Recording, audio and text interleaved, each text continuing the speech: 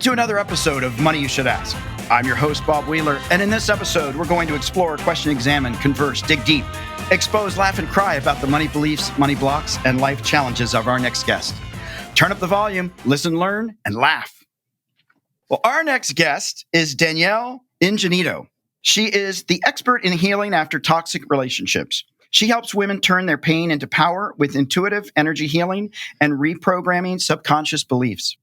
She is the creator of the Let It Go method, which is a step-by-step process of helping women awaken their true self-worth and let go of the constant feeling of needing validation from other people. Danielle is a certified intuitive Reiki master, psychic, medium, and life coach, and has helped thousands of women take their power back in her challenges and transformational programs. She has nurtured a 60,000 plus person following on both Facebook and YouTube. She is a sought-after speaker on podcasts and summits, and has been featured on sheknows.com. Danielle, so great to have you here. Thank you for joining us. Thank you, Bob. I'm excited to be here and dive into money beliefs. All right. Well, let's start off with the fact is you used to be a CPA, and then I think you got wiser, but you used to be a CPA. Is that what you wanted to do when you were a kid? No, I have been to so many different colleges. It's ridiculous. I actually started out in hotel and resort management. As a kid, I actually wanted to travel to all of the hotels. And like my favorite thing was when we got there is to explore the hotel. So I actually wanted to be like a travel writer. But when I looked into it, it was really, really competitive. And I was like, I might not have a chance with that. So I went to hotel and resort management in upstate New York. And I was there for about 3.5 years. And then I decided to leave that college because I saw all of my friends getting jobs in the hotel resort management, working weekends, working holidays. And I was like, I've already done that for like a lot of years being a waitress. And I was like, this is not the life I want to live. I was like, so my father was a CPA at the time. So I started to do a couple bookkeeping things with him. And I was like, I just want to help people plan their money. Like I want to help them budget because I never did. I was like, let me help everybody else do it, even though I had no idea. But really what got into that was it was all sales. It was all like insurance stuff and everything. And I was like, I didn't want to do that either. So I was like, you know what? Let me go back to school. Let me get my CPA license and let me do accounting because I actually liked it. Oh, that's awesome. And did you have other siblings? Did they all become accountants? Was everybody into the money or just assessing the money? Yes, my brother is a partner in one of the big four firms, but he's actually on the IT side of it. So he actually creates programs for it. So yeah, so it's funny that we're kind of all went into the money area in business and in our careers. And did your father or your parents talk to you about money as a kid? Like, did they have budgets and spreadsheets? Did you get an allowance? What was growing up like in an accountant's home? Well, unfortunately, I didn't grow up with my father because I actually went 9 years without seeing my dad. So I grew up with him until I was 9 or 10 years old. So I did a little bit of like filing for him at that time, which got me into like the business, admin stuff. But yeah, money. I never learned how to manage my money at all. My father actually left half the house to us, me and my brother. And when we were 18, we got all that money. And what did I do with it? Before I even got it, I spent it all on credit cards, going and traveling everywhere. And then when I got it, I just paid off the credit cards. Probably about a year later, they were all built back up. So no, I had no idea how to manage money. And when you blew through the money and then you got your credit card debt back up, do you remember any conscious thought of like, oh, this isn't good or it'll work out? Like, what was that like? I kept thinking it was going to work out, but it didn't really end up that way. I'd put a little on and then I would take a trip and then that would be a large sum and I would like try to pay that off. But I was really bad with money.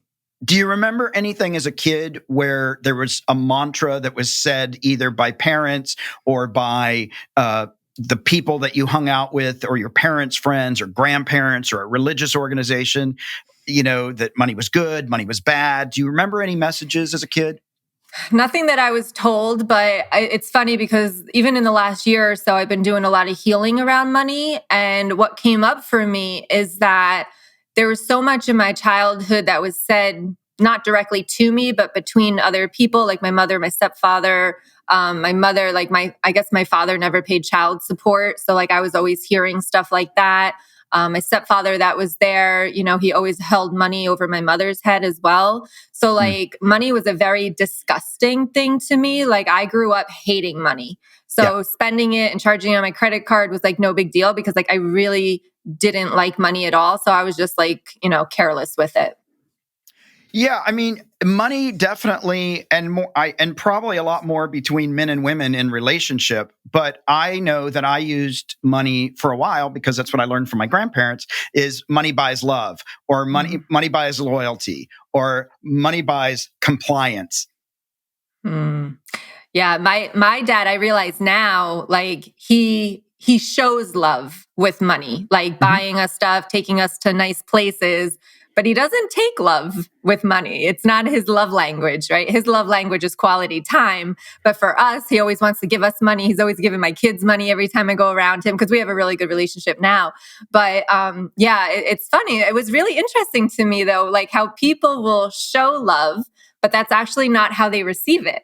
So It's like, I think we learn as kids, like if you think about like birthday parties and, every Christmas and all these different holidays that you get gifts, it's like that gift is supposed to show you love. So people feel like they have to spend money to show people love, but that might not even be how they actually even receive love. Yeah, absolutely. And with your children, are you aware of bringing any of that in that you might have brought in unconsciously, unintentional, that now you're looking and going, oh, sorry, I didn't mean to bring that to the party? Oh my gosh. Yeah, I try so hard. So my son already thinks he's going to be a millionaire, which is like, and I don't burst his bubble because I believe he could be anything he wants to be. But I'm very, very careful with saying we don't have the money for that. Because I know that with my childhood, I have received a lot of energetic money blocks in my mind. And I have worked very hard, and I know I'm not even there yet, but I have worked very hard to get over these money blocks. And I don't want to give that to my children, but I also don't want to like spoil them either. So like I'm also trying to make them see and the value of money. And because the millionaire, he's 7. So it's like, so he believes that like, $100 is like nothing. And I was like, oh my gosh, like I used to like pray for $100 just to be able to spend it on myself and not food or anything.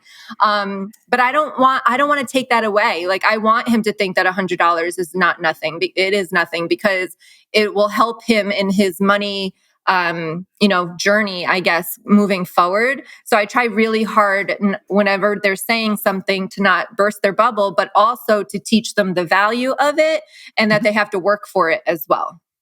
Yeah. And when you were growing up, did you notice, or in hindsight, did you notice a bias between the way you and your brother were encouraged to do what you wanted? Were you both encouraged to be anything you wanted? Were you encouraged to go out and find a good man? Like those kinds of things that sometimes seep into things from the culture? So what was funny is when my dad left, right? I actually, at 9 years old, I don't know what age it was that I actually made this shift, but I actually started to be like, well, I'm going to be successful without him. I'm going to prove to him that I didn't need him in order to be successful. So that kind of is what drove me to be successful now. But my mom always said like, we had to go to college. We had to go to college. And that was like her main thing for us to go to college, which I'm grateful for now. I'm not doing the same with my children just because of what I believe. But I think we were kind of treated the same. I was never told to go get a man for a man to take care of me. I was always going to be the one that took care of me. And unfortunately, I deal with toxic relationships that I was the one taking care of all the men that I had been with. I was buying them stuff, taking care of them, paying for things. So yeah, so I don't know. I guess maybe it went the opposite for me. Okay. Well, so talking about toxic relationships and the women that you work with now, is there not that everybody's story is unique for sure, but I'm wondering if there's a vein of I can fix them, or it's like there might be a mantra or a belief in some of these women that get into these toxic relationships, or they may have been blindsided as well, but. Like, is there something that you see? Because women out there, so they don't feel so alone, you've seen it firsthand. Oh, yeah. So I think it goes two different ways, right? So there's women like me who will go and they're very success driven. And, I work with the word codependency, and a lot of people think that that means that we're dependent on somebody else, but it's actually not true. Because there's a lot of success driven women that have really crappy toxic relationships because it's just two different dynamics of their relationship. And what it is like we're seeking that love and seeking that approval outside of ourselves. So we can do it with money. We can do it with success, right? Every time we get a promotion or an increase in our pay, that validates us and shows us that we're lovable. But it can also go the opposite way where we get into this energy of lack, where it's like that we try to seek people out instead of working on the career side. We work on the people side, and it's like we do want to fix them because every time we fix something or we try to, it's validating us and it's giving us that love that we're looking for outside of ourselves. So it can definitely go two different ways, but I do realize that the women that go on the other aspect where it's like they dive into the relationship, into the family, they're just helping. They get burnt out. They don't receive it back, and they don't allow themselves to receive money for one, and also the love that they need. So I can see it going both ways. Yeah.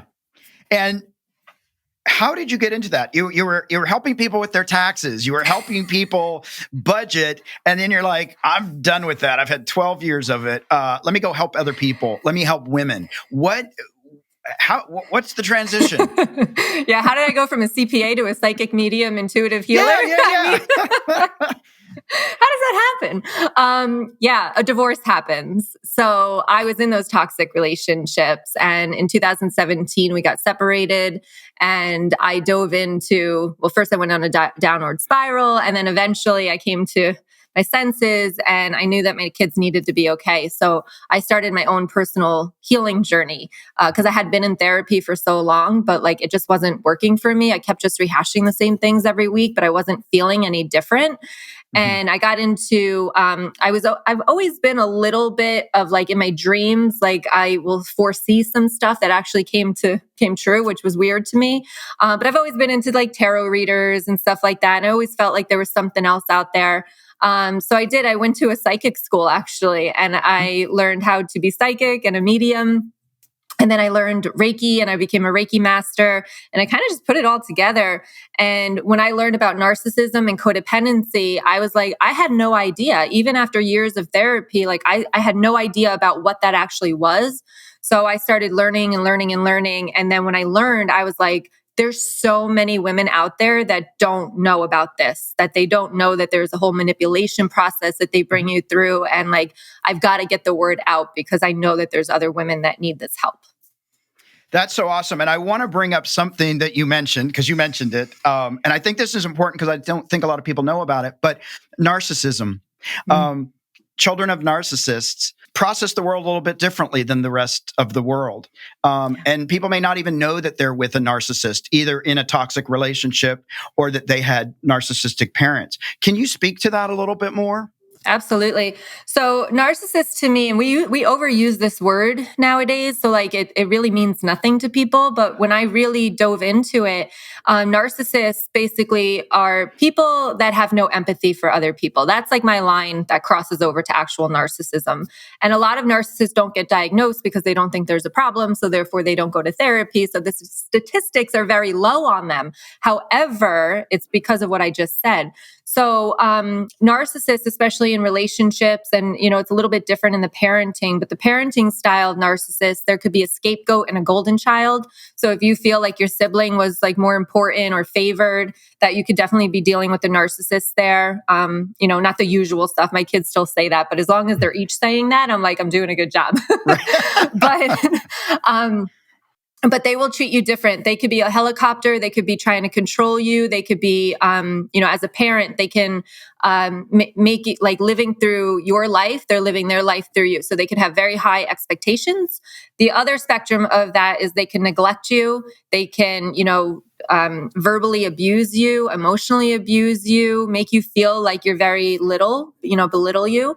And this can happen in relationships as well. So if you're in a toxic relationship, it will look like they try to control you. And we talk about finances on here, like they will try to control your finances. A lot of the women that I work with can't leave their relationship because they don't have control over their finances. So they can't get out, which is one of the reasons narcissists do that. Emotional abuse, physical abuse, sexual abuse in relationships, like really toxic. They make you feel like you're the problem. They actually make you feel crazy. Yeah. And so a couple things. So I'm in this toxic relationship. I don't have any money. Do you help people devise a strategy? So, because if you go out into the world, like if you just leave, you have no safety net potentially for a lot of these women. There's no safety net. How do you help prepare them? Yeah. So one thing that I would say is that they have to create a plan. And even with or without money, you have to create a plan, because sometimes when you cause a narcissistic injury to these people, they will attack, and they could, even if you had money, they can take it all out of the savings account. So you want to make sure that you open up like your own bank account. You want to make sure that you're somehow getting money into there, whether you're borrowing it from somebody, whether you're working a side job that they don't know about, whether you're taking it out of your paycheck so that it goes directly into that other bank account, which maybe they can't see. But, you got to be a little bit sneaky around them sometimes, depending on who you're dealing with. But that's what I would do. Formulate a plan so that you can start making a nest egg, so that you would have the ability to maybe even rent an apartment and stuff like that. And then you also want to be careful with the kids and everything. You want to make sure that the kids are on your side, because they will, again, use manipulation to get the kids on their side. We want to definitely formulate a plan. And I think that's so important in having a plan, because even if you're not immediately out of the situation, you've got a piece of hope, and you've got a roadmap so that it makes it maybe hopefully a little bit more tolerable, knowing that you're just in transition and that will soon be in the rear window, in the rear mirror. Yeah, for me, like I had to sell my house. I had to rehome my dog when I got divorced. We had to move into a little apartment. And I stayed there for 2 years before I moved back up to New York. That was all in New Jersey. So you have to, formulate a plan and just realize that it's not all going to happen at once, and just be patient with everything, because it's like 4 years later and now I'm like living in my dream house, having my dream business. And that's one of the things that I never thought, like, and I'll tell a quick story here, is when we got divorced, like he had just hit top pay and he has like this pension and everything. So like I was set for life. Like I didn't have to worry about retirement, top pay. Like I was going to have to work less. And then 2 weeks after he hit top pay, we were done. And I was like, we waited like 6 years for him to hit top pay. Wow. And I thought like my whole future was like completely kaput. And now it's like I have more than I ever had before. So also like have that hope of when you do heal and you get out of those toxic situations, like you can make more money and you can be successful. You don't have to depend on them. Yeah. And it's, I want to go back to your personal story about this. You talk about that you healed yourself through the power of energy healing and reprogramming subconscious beliefs, right? But just for the audience that's listening, you didn't just wake up on Saturday and go, oh, today I'm going to start reprogramming and I'm going to use some energy, right? It didn't just happen. So how did you find resource? What was the motivation to finally get up and say, okay, I'm shaking this off. I'm moving forward. Enough is enough. Like, can you talk us through that? Because I think there's so many people out there that feel like everybody but them can make this journey. Yeah. So for me, it was my children. So that's really what made me go. And one day my friend had suggested an energy healer, Reiki specifically. She had been talking about Reiki for a while. And I was like, I don't know what that is. Like I was a CPA at this time, I was very logical, didn't believe in a lot of this stuff. I wasn't spiritually awakened at this point. And I was like, well, I'm not doing that. Like that sounds weird. Like, I don't know what that is. But then one day she's like, well, I have an energy healer. And I was like, energy? I'm like, well, I do know that we're all made of energy. So maybe I'll try this. Like, cause I was severely devastated at this point. Like we didn't have school buses where we were. And like when I went to go pick up my kids, I couldn't speak to anybody because the tears were just keep coming, because he was with someone within like a week after we separated. So wow. I was dealing with a lot. And so I went, and after one session, I had felt better. I had felt like I released something. I cried like a baby on the table. She knew things that, like, how the heck did she know things? That was the intuitive side of her. And it was just an amazing experience. And like, I'm that success-driven person. So I'm like, what was that? I got to learn that. So then I went down that road. But, if it wasn't for my children, I would still be in a very bad place, because I got involved with another narcissist right after that because he was with somebody. So I felt like I needed to be with somebody, and I didn't know how to process all of that. And if my kids weren't having such a hard time, I probably would have kept going with that. But I saw them really hurting. So I knew that I had to be good for them to be good. And I know that it trickles down from the parent to the children. If I'm okay, they will be okay. But I watched a lot of YouTube videos. I got The Power of Now, which is an excellent book to kind of open your mind. So that it was quite a journey. Yeah, and I think it's so important for people to understand that it's a journey. You didn't wake up 2 weeks later after the devastation and then you had your dream house. You lived in an apartment for 2 years that was small. You had to make concessions, I imagine, and life was not super perfect. It wasn't a Disney movie. Like, knowing that you've got a plan, knowing that you're working towards something, that if you keep just moving forward and try not to look back, just that at a certain point you can get there and go, oh my gosh, I arrived. I've got the house. I'm out of debt. I mean, yeah. Can you speak to that a little bit more? Yeah, it's funny because, when you heal yourself, and I know that you talk about law of attraction and maybe manifestation on this podcast as well. When you heal yourself, you're not just healing, you're raising your vibration. And when you raise your vibration, you start to attract higher vibrational people. You start to attract higher vibrational opportunities, possessions even right to you. So you become like a magnet to these things. So, I manifested this exact house, like literally the exact number on this house. I don't even know how I did it, but it was amazing when it happened.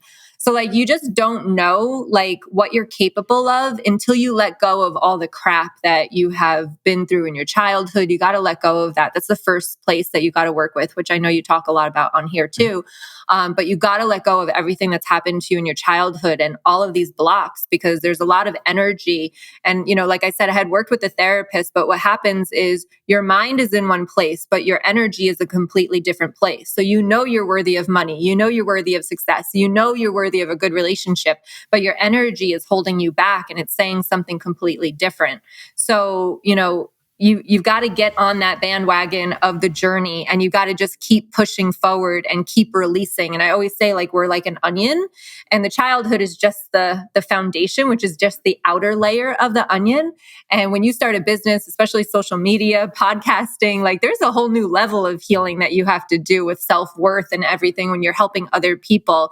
But if you just keep working on yourself, you will get there. And there's still so much that I want to do that I know Spirit is guiding me to.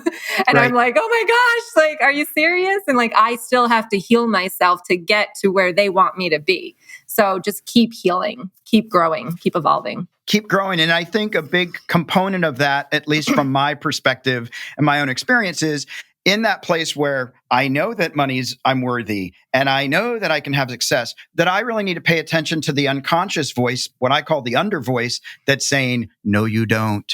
You can't have it. Because that's the voice that's really guiding us. The logic, that makes sense, all that stuff, that's not what's guiding us. It's that underneath, what's hidden in our energy and in our subconscious, that's saying, you'll never make it, you're not worthy, you're damaged. All those things. And so, to me, it's so important to hear that voice. Yeah. I call that voice the ego. And I talk about dancing with the ego. We can't ever let fear win. And we have to do things scared. And I always talk about my main thing is you have to get uncomfortable. And a lot of people and, a lot of women that I work with, I tell them that your comfort zone is misery. That's where you're comfortable. And it sounds sad, but it's very, very true, because if you've grown up with parents, narcissistic parents, or even codependent parents, or if they're fighting all the time or abusive or anything like that, all you know is kind of misery, is fear, is numbness, is scared and like, not knowing what's going to happen next kind of thing. And like, that's where you're comfortable. And that's why we get into toxic relationships too, because we got the ups and the downs, like a roller coaster ride in these relationships, which we're used to from our childhood. So when you start to heal that part of you, it's like a domino effect. That's why a lot of women will come to me and they'll tell me what's going on right now. And I'm like, okay, well, let's go back to your childhood. Like, because what's happening is they're just getting triggered right now. It's just the stuff that is from the childhood coming up. So when you work on that side of you, you start to just release all of that, and it allows you to grow and expand and move forward. Yeah, I like to call it the cost-benefit analysis, like, because we are getting negative pleasure. Like, we are getting something from it. And until we can start to consciously identify the payoff, the negative payoff, and the cost that it's doing to our body, to our soul, to our self-worth, until we can look at that and say, oh, maybe it's not worth it, we're not going to move out of it. And I like the piece about uncomfortable. One of the things that I ask when I first work with people, when people sit down to work with me, I say, are you willing to do the work? And are you willing to be uncomfortable? And I have some people say no. And I'm like, well, we're done. We're done. And I, go in peace. But because if we're not willing to do the work, it is not fun. I just want to name for myself, I go into this kicking and screaming. But I know that when I come out on the other side, I'm much more authentic, I'm vulnerable, I've been held accountable, and that I'm actually moving towards the things that I actually want. Yeah. And it's important to trust the process too. Like, I'm sure the process that you bring them through. And it's funny, I just did a post today about like why I invest in coaches all the time now, like where I had a really hard time investing in my first course, which was like $500. And now, like last year, I invested over $30,000 in coaches because they have the process that I'm looking for. Just like I have the process to, heal from these toxic relationships. They have the process to bring me through, developing my self-worth and my self identity, I want to say, to get me to where I want to be. I have a book coming out. I want to be on TV, like get my message out to the world. This is where I'm being guided to about energy. And it's like, you've got to trust the process that your coaches bring you through. And like, I have a course that I was doing, it's so much writing and I have so much resistance around it, but I know, and I trust her process that, okay, I'm going to do this. Even if I'm like, kicking and screaming through the whole thing, like, oh, I don't want to do this, but I do it. And at the end of it, I'm like, oh man, these are all the beliefs. Okay. This is what I needed to see. So you got to trust your coach's process too.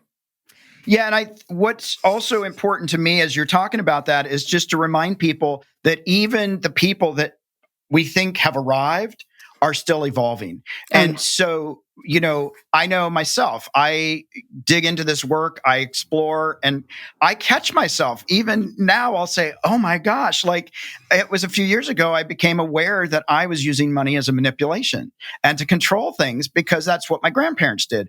And I was mortified because I'm like, I'm not doing that. But of course it makes sense. It's bloodline. It couldn't help but happen. And so I think it's important for people to realize we're all doing the work, and it's not always fun. But if we want to, here's the other thing I found out. Not everybody wants to do the work. That was mind-boggling to me. I thought everybody wanted to be the best version of themselves. They don't. And I just couldn't get past this. And it's still some days I'm like, what? But if you want to have your best life, it requires some effort. Yeah, I totally agree with you on that one. I'm like, why is nobody signing up for this? They need this. Like, and it's true. Like, we're scared. There's fear there. They don't want to change their, fear of success is even a thing. Like, that's a huge thing for me, I believe, because I feel like when I do become that successful, like, maybe I'll lose the relationship with my children. And like, there's just all these fears that come along with even just being successful, not even just being broke. But there's so much to get through. And I have an example for you with this, right? It's like the accounting space where, yeah, I could do everybody else's books and everybody else's taxes, but mine were on extension until like the last day, it's So like, Right. it's like you can help everybody else, but is it actually happening for you? So I try to stand true to that now. Like I try to resemble what I'm teaching. So I'm always trying to do that now. But it was funny in the accounting way. I'm like, oh yeah, no, my books aren't done. Like, what are you talking about? Yeah, that's absolutely. And I just think it's so important too for people to, again, hear that piece of do it scared, do it with fear, do it anyway. And I think, and I talk a lot about this because I want people to know, because nobody ever told me this. If you step up and are visible and you give your voice and you step into leadership and you show up in the world, not everybody's going to love you. Not everybody's going to rally for you. Not everybody's going to be your cheerleader. Do it anyway. Like, trust your intuition, trust your spirit, and go for it. And I think for me, a long time, I held back. I was terrified, and every decision I made felt like life or death. And I wish somebody had said, it's okay. Not everybody's going to like you. You don't need everybody to like you. You just need to show up fully as yourself and let that be enough. Yeah. For me, I'm a spiritual teacher. So first of all, let's talk about me coming out as a spiritual teacher, because going from a CPA to a psychic medium, like I had to make a whole big post about it on my Facebook page just because I'm like, people are going to think I'm crazy, you know? So Right. I was scared of that judgment. I did it anyway. I was scared. And what happened was all the people that I thought would judge me were actually reaching out to me saying like, hey, can I book a session or something like that? And I was like, it was like so crazy to me. And then now even like, people are going to judge you. They are. And especially as a spiritual teacher, like I am not love, peace, and happiness all the time. Like I want my clients to get angry. I want them to feel their feelings. So like, I don't teach you like that you have to be grateful all the time. And like in this kind of like woo-ish state, I teach the human side of it with the spirituality connection. So I feel like people will judge me and they won't follow me just because I do that. But at the same time, that's who I am. And we resonate to the people that's going to resonate with. Yeah. So no matter who you are, what you stand for, those people that need you will find you. So don't worry about all those other people. And this is kind of like the same thing in toxic relationships, or even when you raise your vibration. When you raise your vibration and change you, all those toxic people are going to fall away because they're not going to know how to handle you, or they're not going to want to be around you. And especially for women in these toxic relationship, codependence and stuff like that, we have a very hard time when people leave, especially if you have abandonment issues and stuff. But you need to learn to just let them go because you're rising up. And the people that want to rise with you are going to follow you to that. And they're going to resonate with you. And they want you specifically because what you bring to the table, your uniqueness. Absolutely. And I think for many people, I know for myself and probably a lot of women, this idea that we needed to bring everybody with us. Like we've got to bring everybody along. And the reality is everybody's on their own journey and they're not always going to make the journey with us.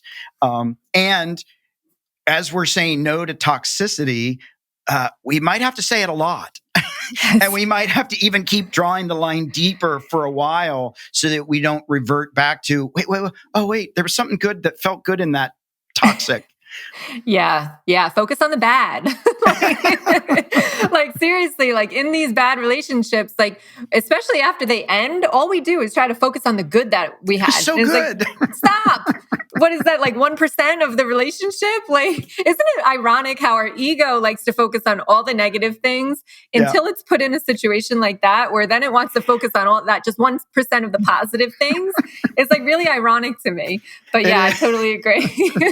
Take in the good. Yes. Well, we are at our fast five. So I'm going to shift the question a little bit. We're just going to jump in and ask some just random rapid questions. So, okay. What is your favorite thing about your career?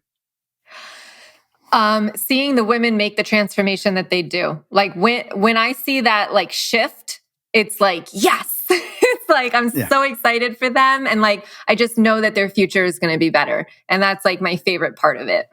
That's so awesome. What is one thing you own that you wish you didn't? This house, maybe? But you manifested it. I don't even own it. I rent it because I don't know where I'm going to be in a few years. But I think I don't know. Yeah, I guess that would be my thing. All right. If you were running for office, what would your campaign slogan be? Ooh, empower women. Awesome. What is your go-to karaoke song? Oh, geez. I don't know. Respect is coming to my mind right now, but I've got a lot of them. That's all right. R-E-S-P-C. I'm a horrible singer. Sorry. But do you do karaoke? I don't. I have never. Yeah. I mean, I do karaoke in my house. My kids are like, shut up, Mom. Yeah. There's a reason they recorded that. Yeah, exactly. Who would you want to play you in a movie of your life? Oh, my goodness. Oh, I'm not good with celebrities. The only person I can think of right now is Gabrielle Bernstein, because she's very spiritual and stuff, but I know she's not an actor or an actress. They say I can't remember her name, but they say that I look like the girl from Friends, Monica from Friends. So I get that a lot. Yeah, I forget her name though, but she would be funny too. Me and her are very similar in personalities, on Friends anyway. Oh, okay. Fun. All right. Well, we're at our sweet spot, our M&M moment, money and motivation. Is there a practical financial tip or a piece of wealth wisdom that's worked for you that you can share with our listeners? Yeah, there's, well, first of all, okay, so a tip would be I write a forgiveness letter, right? So if you have these issues with money, one thing that you can do is write a forgiveness letter to money. And it will start like, I forgive you, money, because da, da, da, da. This is when all that stuff came up for me that I had no idea I was holding on to. So that is something that is a very good exercise to do. See what just comes up for you. And this is going to kind of give you an idea of what energetic blocks that you have around money. The other thing is to realize your set points. This is a very big thing when I learned this, is that I always had a set point of 0 in my bank account. I always knew that I'd get money, but then it would leave. And I would get money and then it would leave. And I would always come back to 0 at some point. But if you change in your mind what your set point is, so like now it's like I need $10,000 in my bank account at all times, right? So, and now it's going to go up to 30. But when you have that set point, you kind of push yourself to not let it go below. But if you don't have a set point, it kind of is like up in the air. So when you start to take control of that money, like have a set point of like what your minimum is and like start to push so that it doesn't go below that. Yeah, I think that's so important. And I so agree with you that people find that comfort spot of I'm used to being not overdrawn, or I'm used to being at 0, or I'm okay with 100. And then the minute there's more in it, I got to get rid of it all so I can get back to my comfort. Yes. And it's, even like one of the things that I did was I put a lot of, I have a few different bank accounts. So there's money in different places and I don't think about it. But then if my main account gets down to like, I feel comfortable when it's at 20. And then anything below that, I start to panic, even though then I'll go, oh, wait, there's this other stuff. But no, it doesn't count. And so I really try not to bring all that in because I want to protect myself from myself. Yes, me too. I automatically have money going to the savings account, so I don't even see it. I had a payment for this place. I didn't even know I was behind because like I don't even look at the bank account. I just know everything's going, and as long as I have that set point, I'm like good to be. So I was like, wait, what? But yeah. Excellent advice. Make sure that your money is going other places before you go out and spend it. Because if you have that amount and you think you're going to go down to 0, you're going to go and you're going to spend it on frivolous things that you don't need. But when you're putting it to savings, then like when something comes up, you actually have it. Where I always use my credit cards as savings. Yeah. Because I would rather pay it back than, for me, it's something about having a savings account and then seeing it dwindle versus having it on a credit card and paying it off. Our minds are weird, right? Our minds are weird, but it is in our mind. I mean, I so appreciate what you've shared today because I think it's so important for people that want to have something other than what they have right now. If they're seeking more, if they want to leave a relationship, if they want to go for that college degree, if they want whatever it is they want to be, an artist, anything, that there's work involved. And we have to get more conscious if we want to move forward. We don't have to. We can choose to just say, oh, I prefer being a sad victim, or, oh, everything happens to me and I can't get ahead. But if we're going to do the work and we have a goal, we've got something to manifest towards, that we can have it. It's not going to happen overnight.